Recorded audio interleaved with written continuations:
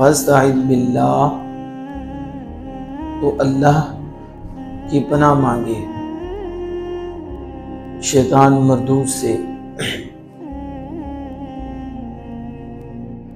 اللہ پاک کی پناہ چاہے شیطان مردود سے۔ یہ آیہ کریمہ اس بات پہ رہنمائی فرماتی ہے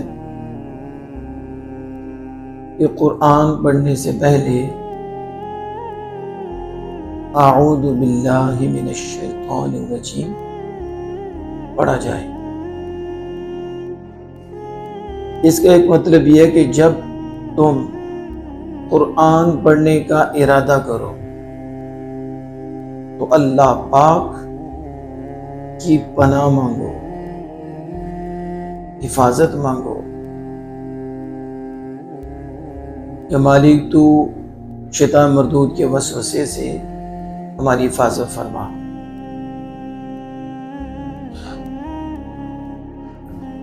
نماز کے اندر آہستہ آواز میں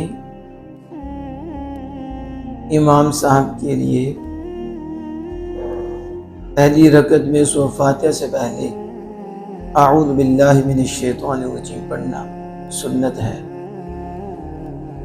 دیگر رکعات میں سورہ فاتحہ سے پہلے اعوذ باللہ پڑھنا سنت نہیں ہے۔